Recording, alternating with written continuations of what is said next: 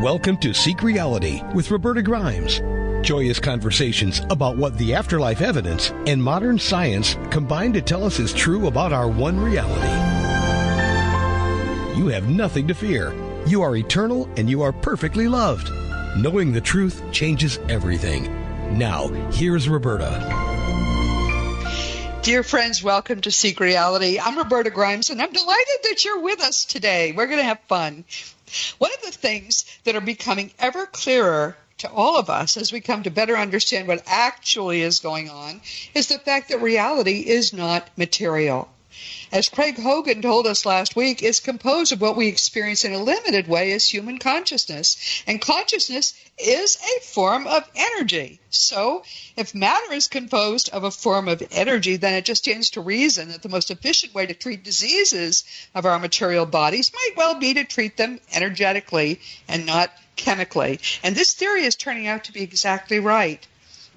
The great quantum biologist Bruce Lipton was our guest back in April of 2016. And if you haven't listened to his Seek Reality interview and read his books, that's Bruce Lipton, you're in for a treat.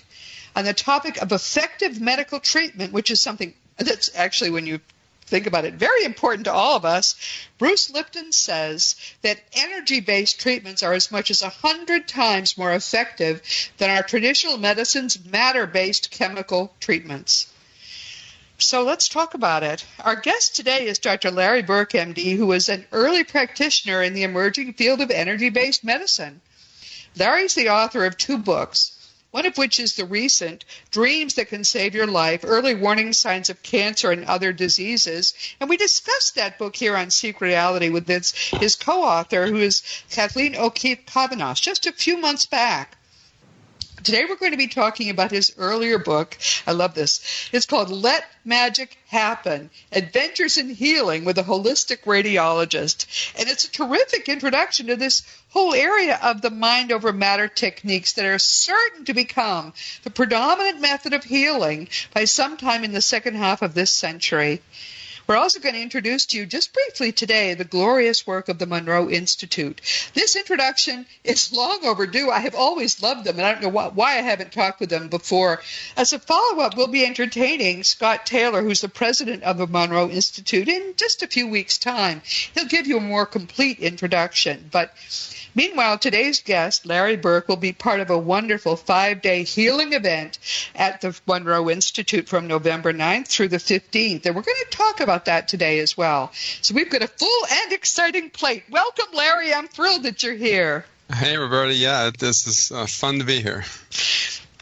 Larry Burk is a radiologist. Here's a caveat, Larry. My husband is a retired pathologist, so I'm very aware of the travails of being in-house physicians. But anyway, Larry is a radiologist who was the co-founder of Duke Integrative Medicine. He's a founding board member of the American Board of Scientific Medical Intuition and a former board president of the Rhine Research Center. He's been a guest trainer at the Monroe Institute since 2014. Wow, Larry, that's quite a resume you have there. And I know that's the only part of it. It's not even all of it. So I think you're a great person to introduce us to something which, frankly, I know almost nothing about. So I'll be learning along with everyone else. Let's begin by talking just a bit about your history and how you came to practice medicine the way you do it now. I started out as a conventional radiologist in the 80s, was on the ground floor of magnetic resonance imaging when it first came out, and wrote my first couple of papers on MRI of the knee and MRI of the shoulder when those were still considered experimental techniques. In 1987, my whole world turned upside down for a variety of reasons. I got on the National Safety Committee for MRI. We're concerned with patients who had claustrophobia, so I learned hypnosis. And we also were concerned about the electromagnetic field effects, so that got me interested in the possible electromagnetic basis of acupuncture. And so those sort of sent me down the alternative medicine rabbit holes. I also found my first metaphysical bookstore in Philadelphia, the Garden of Letters, and also watched Shirley MacLaine's Out on a Limb miniseries during the lead up to the harmonic convergence. It was all a very mystical time for me. So. Yes, for sure. You did go down that rabbit hole. What do you think of Qigong medicine, the Chinese medicine? Because it impresses and amazes me, but I know nothing about it. Do you know anything about it? Well, I trained in acupuncture in 1998, but I also learned Qigong from my local teacher, Jay Dunbar, here of MagicTortoise.com. Magic Tortoise. Yeah, and the particular brand of Qigong that he taught me was a form of internal Qigong, as opposed to the external Qigong where you're projecting the Qi out to heal other people. Internal Qigong is more of a practice on your own mind, body, spirit system. And the one that he taught me was the 5 animal frolics, which is a very playful approach to the Chinese 5 elements, where there's an animal for each one, and by acting out the different animals, you're stimulating all your different acupuncture meridians. Everyone, please understand, acupuncture is a real thing, and it really works, and they can even anesthetize people using acupuncture and perform surgeries. I was first amazed by, you call it Qigong, I call it Qigong, but it doesn't really matter, it's how it's spelled. But what amazed me about it was I actually saw in real time on imaging someone's tumor disappear in a Chinese operating room, and it was hard. They didn't have to even cut into the person. It was I don't know how they do that. This is an aside. We should talk about this in a different program, but it works, right? I mean, that's real. What we see. Yeah, there's thousands of articles on acupuncture in the literature, and in some cases more than a lot of Western medical techniques in terms of the evidence, and also in terms of Qigong as an external use. There's again hundreds of articles on energy healing of all forms. Wow. Qigong is just one of those many forms. So yeah, I mean, and I do teach the 5 animal frolics during the Monroe workshop. What are the animals? Everyone wants to know. Oh yeah, well, so if you track the 5 elements, you start with the wood element in the spring, and it's the deer putting up its antlers to check and see if it's safe to go forward, and then moving in, the wood burns into the fire in the summer, and that's the crane, which is taking off and lifting up and spreading its wings, and then the ashes from the earth fall back to the earth, and that's the earth element in the harvest season, and that's the monkey, which is all about offering nourishment to other people and then taking some back for itself. So it's keeping that balance. And then the fall or autumn season is the metal season, and that is so the ashes contain the metals of the earth in them, and that's the tiger, which is all about life and death decisions. And yeah, I'll say. And finishing the that cycle. And so you act out the tiger, and you have to have fierce tiger eyes to be able to do that. And then eventually the goal is to move through the so-called Golden Gate, which is in the Taoist literature. That's the transition between the metal element back to the water. It's sort of a psychic constriction. You have to let go to be able to pass through that into the turbulence of water. And then the animal there is the bear, who's catching salmon by the stream. So wow. As you can see, other cultures have much more interesting kind of medical concepts than we have. Ours are pretty dry. But so you get deep into this, and then explain, please, emotional freedom techniques, EFT, because that's something important in your practice. Yes. So in 2002, I was introduced to emotional freedom techniques, or the tapping technique, EFT, by Cheryl Richardson, who's a famous lifestyle coach. And she recognized that I was already doing acupuncture and hypnosis, and I was interested in emotional release work. And she said this was the perfect combination of the two. It's a little bit like anti-hypnosis, because rather than saying positive suggestions like hypnosis, you say actually focus on the negative beliefs and language, and then you tap on the acupuncture points on your face and your chest in a way that the best explanation for how it works is like a computer metaphor. Every bad thing that ever happens to you is like a malware program that gets downloaded into your acupuncture meridians. Oh, wow. And then uploaded into your limbic system in your brain. And there's a file up there with every bad thing that ever happened, a picture, a story in this malware program.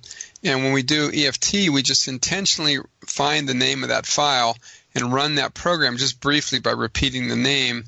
And your body will have an energetic flashback to the original experience. And then you hit the delete key over and over again on your face and your chest and uninstall the program. And that's what happens. That is so amazing. And it works? That's exactly how it works. The brain actually processes memory through a mechanism called memory reconsolidation. So that every time you think about a previous memory, so this trauma that happened 20 years ago, if you thought about it yesterday and you did some tapping on it, and then you actually save that memory again, the bodily sensations you associate with the memory are now the pleasant tapping you were doing yesterday, not the heart racing 20 years ago. So, does this then predispose people to illnesses if they have this negative malware going on? Oh, well, yeah, and probably the biggest risk factor for any chronic illness is the number of traumas you had before the age of 18, the so-called ACE score from the Adverse Childhood Experiences study that the CDC did many years ago. And it clearly shows that the more childhood trauma you have, the more likely you are to get a chronic illness. Oh, my word. And so this would be all kinds of trauma then. And it could be an accident. It could be, what about the death of a parent when you're very young? Yeah, specifically in the study, they were just looking at child abuse and neglect. They did not look at your parents dying or you having medical procedures done on you, which are other sources of trauma. But they're really specifically ask a 10-point questionnaire. Did anyone physically, sexually, or emotionally abuse you? Did anyone in your family go to prison? Was anyone a drug addict? Did you ever go without enough food or clothing? Did your parents get divorced? That is included in there. So. Yeah, wow. Oh my goodness, that is so amazing. And so this really then, what sorts of illnesses? So would cancer be something that would be caused by? Almost any chronic illness, heart disease, liver disease, lung disease, cancer. It is the biggest single risk factor for chronic disease that we've ever discovered. And unfortunately, so few of my medical colleagues even know about this study. Yes. Oh, yes. So these emotional freedom techniques and this tapping, does it actually address the illness so people can be getting over that illness? Well, there's a good news and bad news story. So if you had an abusive childhood, you probably have a high ACE score. And if you have, the studies showed if you have a score of a 6 or higher, your life expectancy goes down by 20 years, which is pretty dramatic. And if you have a score of 4 or higher, that's about 12% of the population, or maybe a little bit more. Those are the people who have most of the chronic illnesses, spend all their time in the emergency room, and the good news is that you have a chronic illness and you find out you have a high ACE score, it just means you have got a lot of tapping to do, because you can effectively lower your score by clearing all these memories out of your body. So, but if you really go about this seriously, it is possible then to address the chronic illness and get better, reduce its effect. Oh my goodness, that's wonderful. So you're clearing the body memory out of all the trauma that you experienced, and then your body doesn't react in creating this illness. And there's a wonderful book by psychiatrist Bessel van der Kolk called The Body Keeps the Score. And that's really what's going on. The trauma score is kept in your body. It's not in your brain. That's why talk therapy doesn't really get the job done. So. No, right. Wow. So what does your practice consist of now? If someone is listening and said, "Oh, this guy I really think can help me," what do you do if someone contacts you and wants to become your patient? Yeah, the first thing I do is have them keep a dream diary, because I find that often dreams will show you the subconscious traumas that you may have repressed or forgotten about or denied. They'll pop out in your dreams, and then that's what you can actually use as a focus for your tapping process. So everybody keeps a dream diary. I've been doing a lot of research on dreams and health over the last 10 years or so.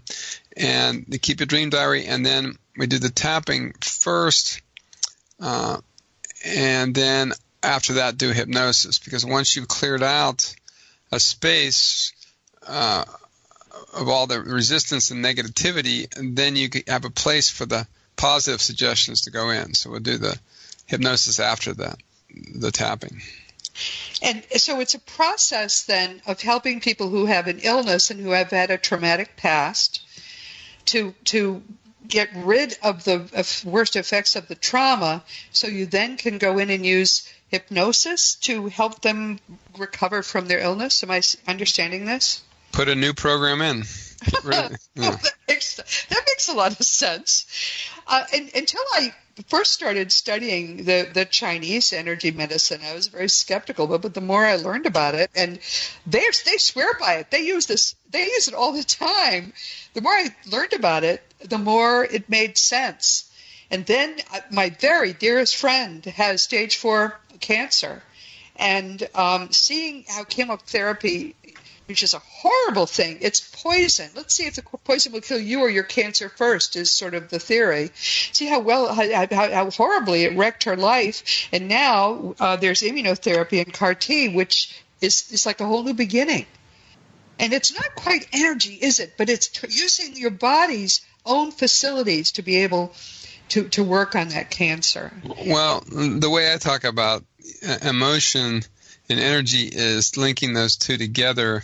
If it's the chi that's flowing through the acupuncture meridians that gets stuck when you have symptoms and an illness, then if you break the word emotion up into two words, emotion, then yes. An emotion is energy in motion. And if you think about it like that, then the emotions are what are moving through these meridian systems, and when they get stuck or blocked, that's when you get symptoms. Wow. Okay. And so you obviously you must be having a wonderful time with this practice, because you must be seeing people get better then, whereas talk therapy wouldn't have done it for them.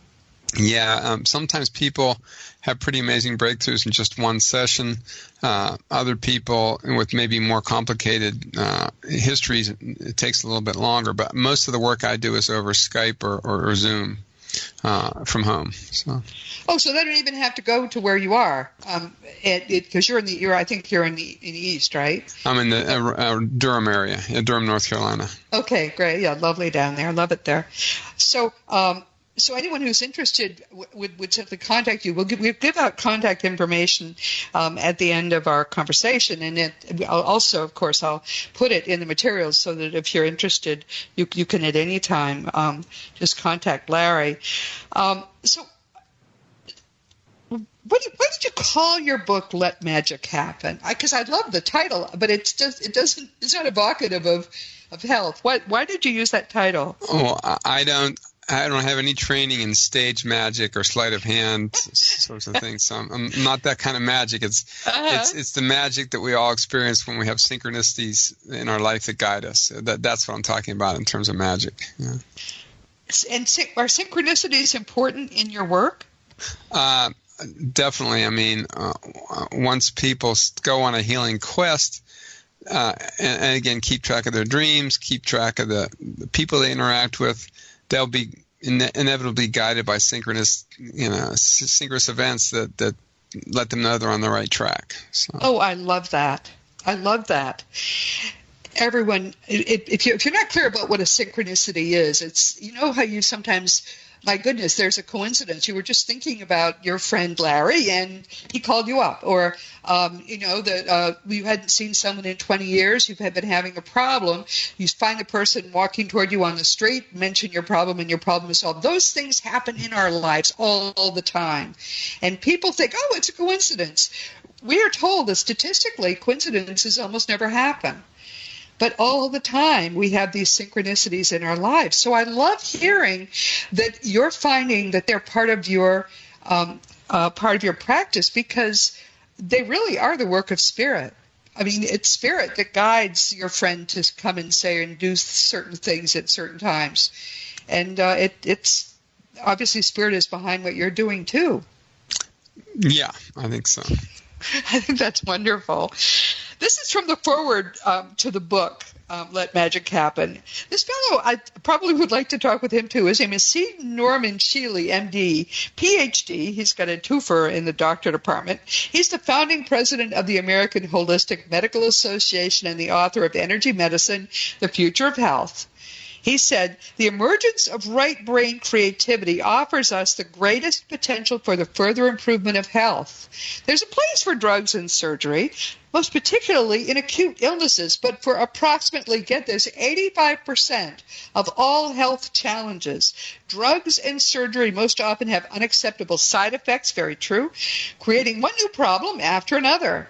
It's to this huge majority of patients that Let Magic Happen belongs. Dr. Burk now expands the field of medical intuition with his outstanding, I love he said that, addition to our understanding of one of the most exciting frontiers in medicine today. That those who have eyes and see not begin the process of seeing in this deepest and most critical area of life. Enjoy. I thought that was great. You really enjoyed your book. Yeah, Norm was one of my mentors for many years, and has been and still is. And he also kind of got connected to Carolyn Mace, one of the medical intuitives, through him.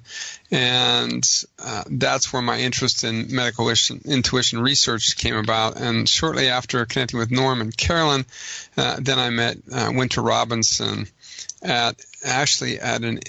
met at a workshop that she was giving in 1993 in the Research Triangle on medical intuition, and I went. It was actually at a fairly conservative medical meeting, and it was quite an anomaly, and it was right in my neck of the woods here in North Carolina. So I went, did a workshop with her, and then years later, when I was starting to write the book, there's a chapter in Chapter 5. I talk about all my medical intuition experiences, and I wanted to make sure I had Winter's story right, so I emailed her the draft, and she got back to me and said, I've always wanted to do a workshop at the Monroe Institute on medical intuition, and that's where that all came about. And she had been one of Bob Monroe's original hemisync explorers many years before, and so that's her background. So she does all the hemisync and the guided imagery exercises to enhance your intuition during the workshop. So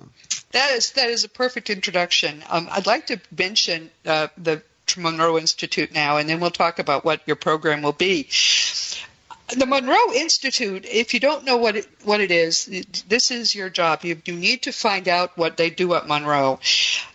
The founder of the Monroe Institute was a very savvy businessman who he learned at midlife how to travel out of his body, and he became a really outstanding out-of-body explorer. He was a bright and ruthlessly honest researcher. I love how carefully he was documenting and making sure things were real. And the result was 3 books that I found at the critical time in my research, and I just love these books to pieces. I envy you that you get to read them now. I read them long ago. The first one is called Journeys Out of the Body. The second one is Far Journeys, and the third one is Ultimate Journey.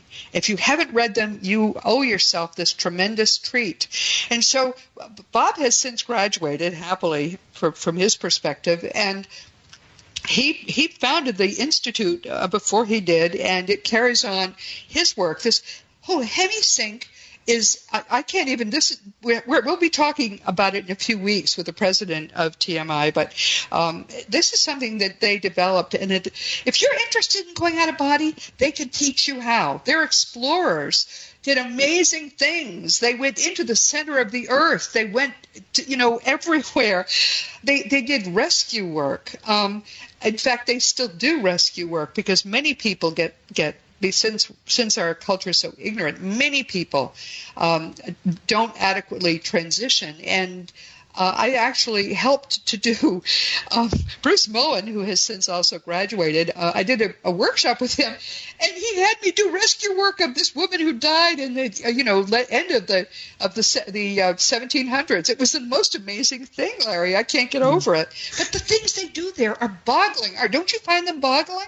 Yeah, and they have a fascinating range of different workshops. And it should point out that there's only one that's specifically focused on out-of-body experiences, and that's the most popular one. However, all the other variety of workshops, they do have you sign a disclaimer for their introductory gateway voyage journey, saying we do not guarantee you an out-of-body experience. It's just to make sure people realize that just because they came there and did the hemisync doesn't mean they're going to have an out-of-body experience. Many people do, though. Yeah. Bruce, actually, although he was one of the original explorers, Bruce Moen confessed later on that it kind of scared him to go out of body. And what he discovered was he could do rescue work and teach other people to rescue people who had gone off track after death without going out of his body. And I did it myself. I would not have believed it, but I did it myself. It was amazing.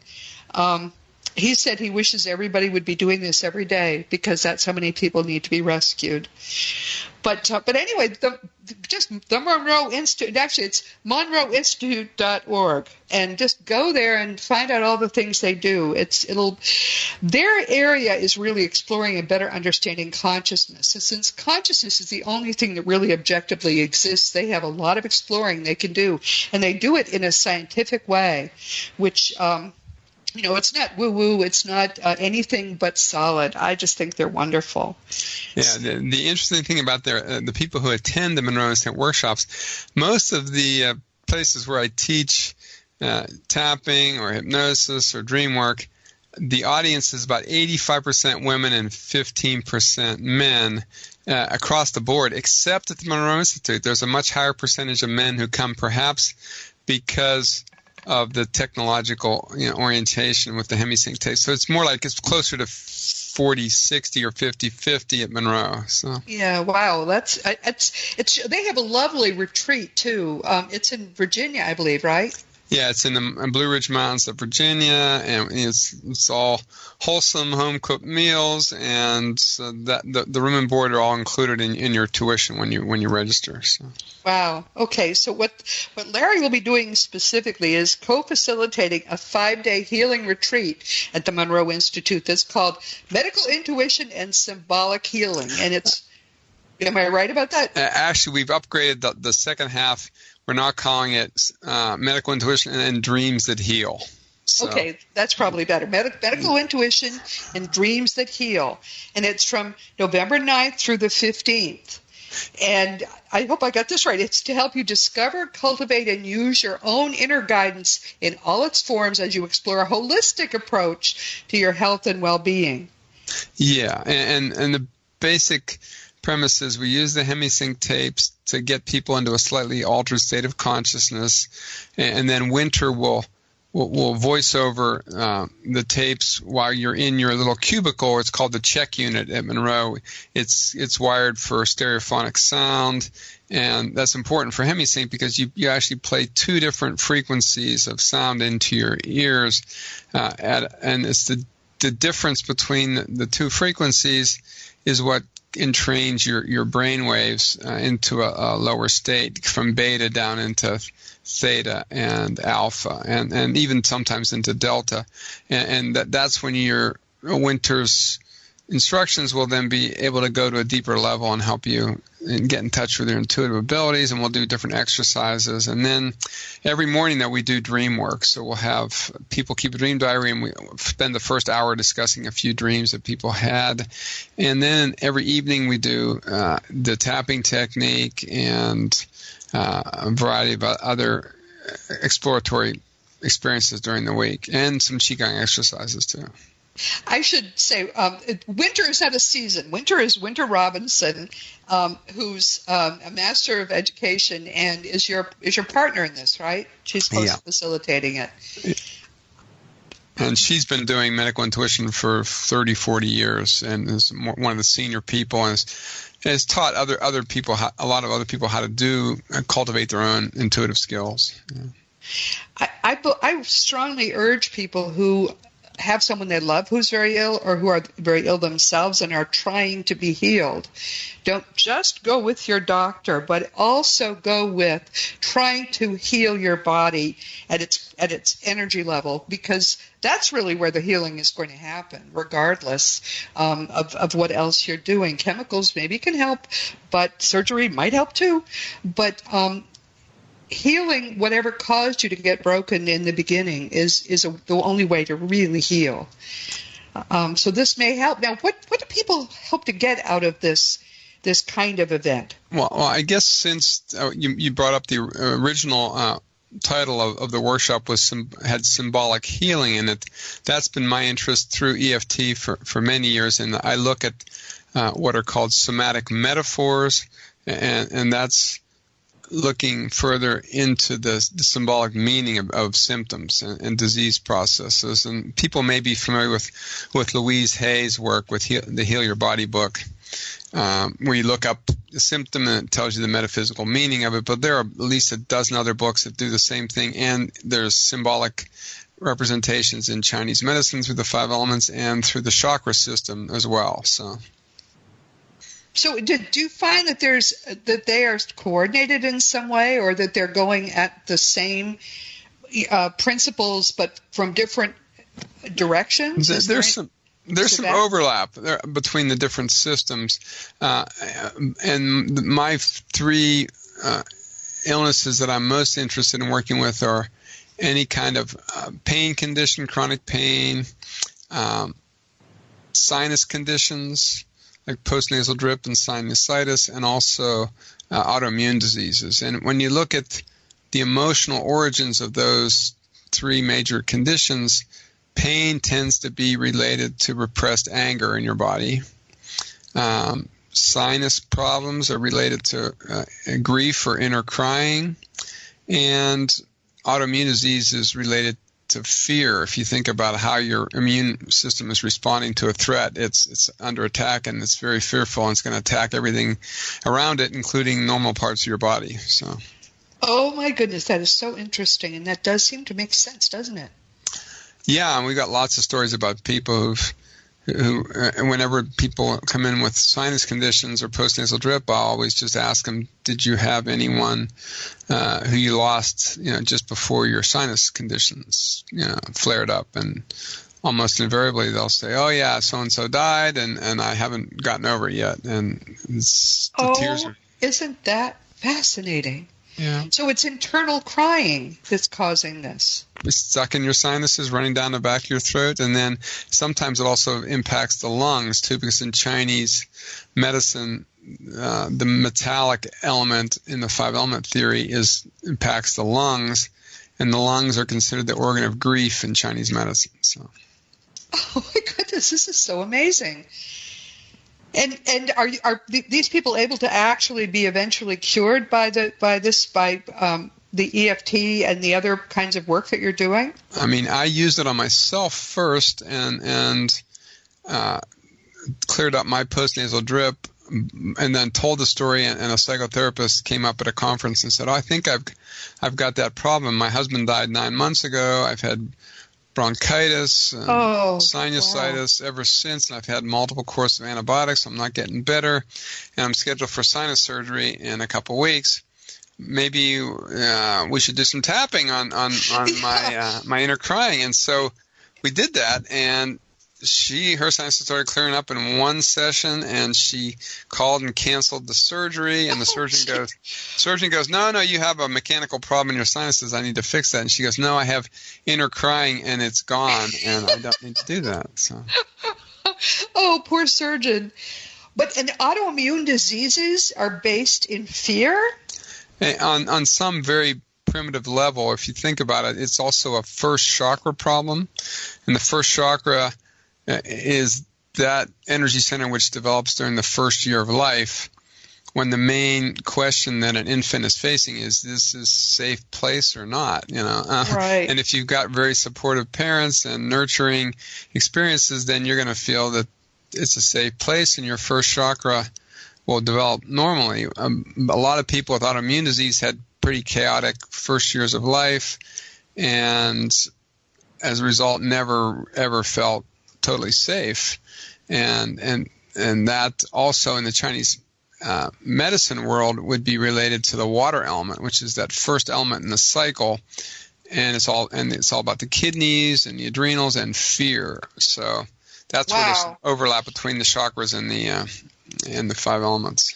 Explain to people who aren't sure, what are some autoimmune diseases that we might be talking about? The big ones I'm thinking about are lupus and rheumatoid arthritis, or the two most common ones. And what I've done a fair amount of tapping with lupus patients at the Duke Medical Center clinic, and interestingly enough, have found that they tend to have very violent dreams.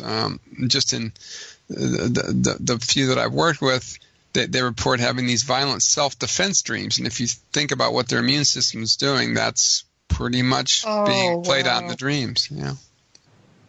Wow. Well, that's really revelation. That's amazing. This is the part that bothers me. This is quite analogous to the problem we have with nobody understanding that we're eternal, that death is just a meaningless, trivial transition, and it's not. Nobody ever dies. We've been teaching this on this program. To me, it's the core thing I have to teach. And the reason that our society is so screwed up now is that the scientists insist, you blink out like a light at death. The people who are teaching religions insist, oh no, God will punish you.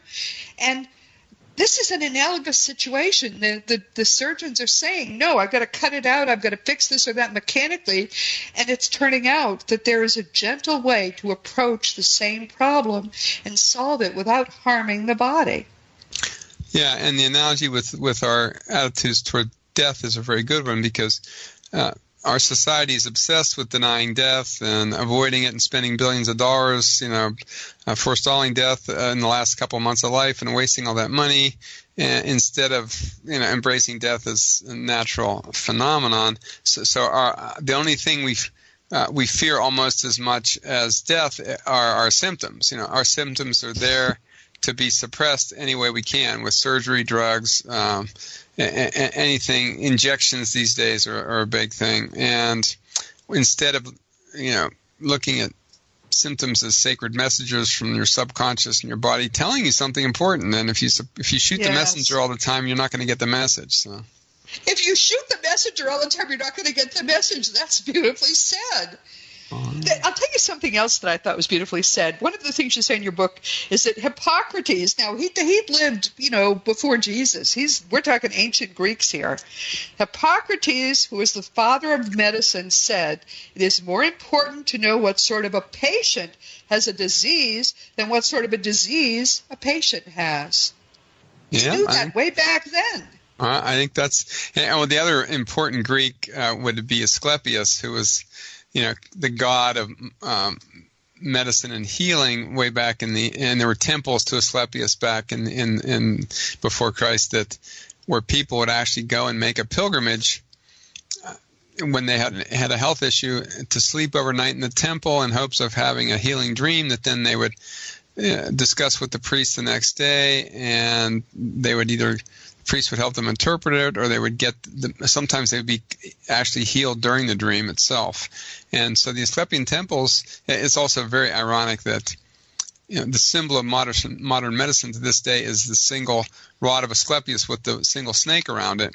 Yes, that's and true. of course, it's on all the ambulances. It's everywhere. Right. And of course, no one has a clue that it's related to the god of dream healing. Really? No, I never knew that either. No, nor do I think my physician husband ever knew that. This is radical for doctors because, and I, you're very brave to have basically followed the evidence where it was leading, as opposed to saying, "Oh no, I'm going to be a radiologist."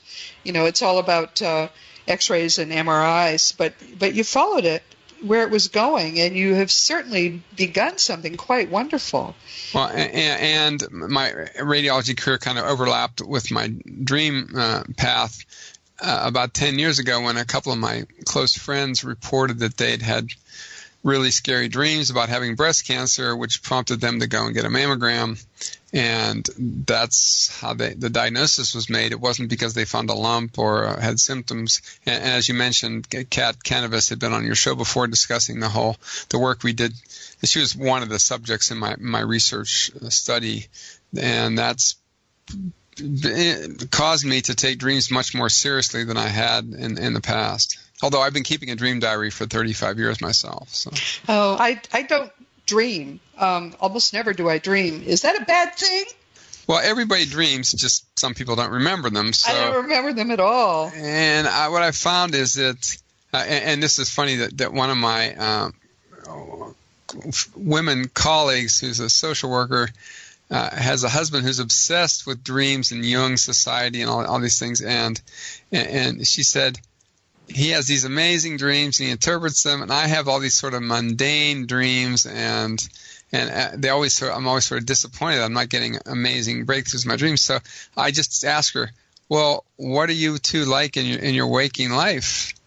I mean, are you intuitive when you're awake? And she said, oh yeah. And what about him? Oh no, he's very linear, So. Right. So that's the way it gets to him then. It's to his dreams. Exactly. And that's the way it works for a lot of men who can cultivate their dream work. And part of the process I find is just making sure you set the intention every night that you want a dream that'll have some valuable information. And the way you do that is to ask a question. So I just tell people, keep your dream diary, put it by your bed, but write a question in it every night when you go to bed that you want an answer to the next morning, and have it be about something that's on your mind at the time, whether it's a physical problem or a relationship issue or financial. Just write it down, and that tells the dream world you're open for business. So. The dream world you're open for. I love that. So it's nothing. It doesn't mean that I don't have a future. The fact that I'm forgetting or not remembering dreams. Someone told me, and this comforted me, that I probably had worked through most stuff, and that was why I didn't need the dreams to work on. I don't know. But it is, to me, a curious problem because everybody else I know does dream, and they tell me their dreams.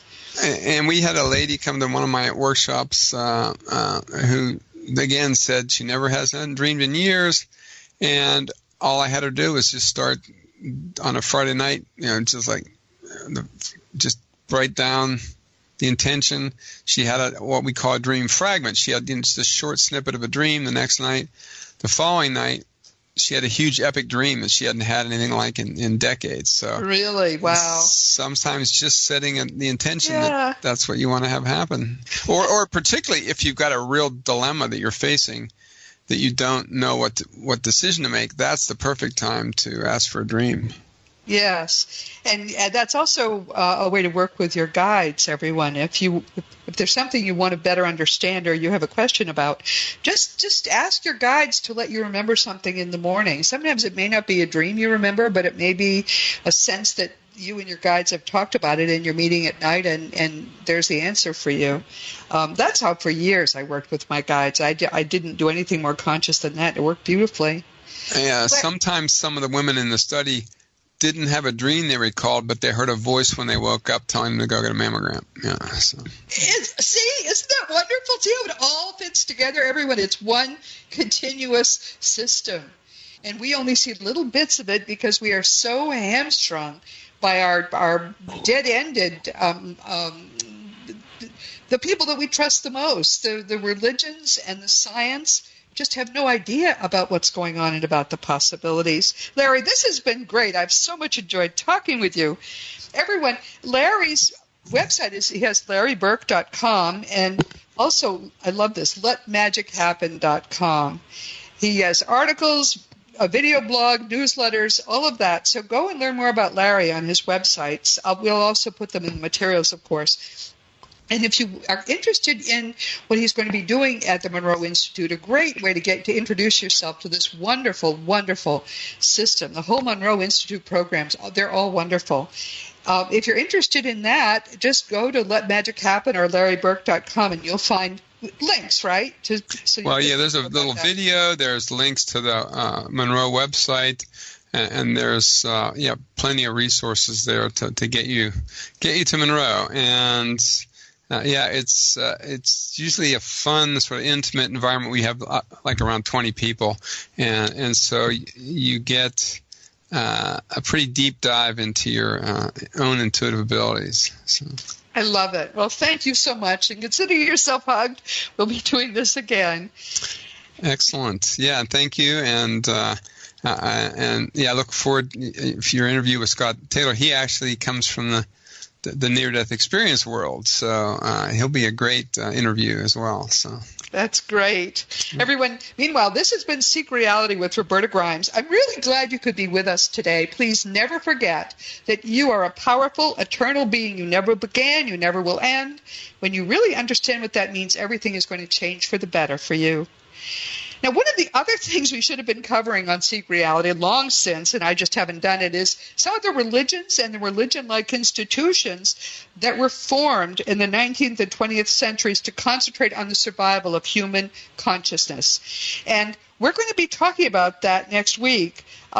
One of the areas where all of this took particular root has been in Brazil, and our guest next week will be Jassara Korngold, who is a third-generation Brazilian spiritist. She's very big in the spiritist community. And one of the things she's done is to do a lot of work codifying the work of the visionary Allan Kardec, who was the French 19th century founder of Spiritism. We're going to learn about this together. I don't know very much about it, but you're just going to love this really sweet and gentle woman who lives now in New York, but she's Brazilian. So join us, please, next week. And this week we've been talking with Larry Burk, who is a doctor, a radiologist, for heaven's sake. He's been joyously taking the truth that matter is in its very essence is energy to wonderful new levels of healing. He's on even ahead of the cutting edge of what's going to be the medicine by the end of this century. There'll be very little chemicals. It's going to be energy. And so you can learn a lot about it now. His books are Let Magic Happen, Adventures in Healing with a Holistic Radiologist, and Dreams That Can Save Your Life, Early Warning Signs of Cancer and Other Diseases. And Dr. Burk, I think, is laying, as you see, important ground and putting all of it together. These are not different things. What the Chinese are doing, what's being done in other parts of the world, and what the visionaries in the area of energy healing in this part of the world are doing now is all going to become together, and it's going to become commonplace. There are people listening to us now who are going to be living at a time when you get some major illness. You're not going to go first to a doctor who's going to dose you with something or cut something out of you. Instead, you're going to go to a healing energy specialist. And they're going to soon be looking back on this period of history as primitive and barbaric compared to what they'll be able to do with energy healing in the latter part of this century. So it's exciting to know more about it now. You know what my nonfiction books are. We do have two coming out in the fall. One is The Fun of Meeting Jesus. One is the Fun of Growing with Jesus. The next one, Beautiful Illustrations, a children's book. And, of course, The Fun of Loving Jesus, Embracing the Christianity that Jesus taught.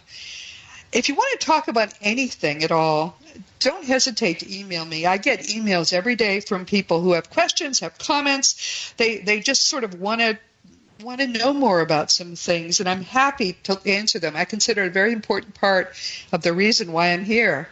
to help you to go in a direction maybe that you're trying to go in, and maybe you feel stymied, or if you just want to. I get more and more people who say, I just had to tell you this or that happened in my life because I've been reading your books or listening to your podcast or whatever. It makes me happy to hear somebody was helped.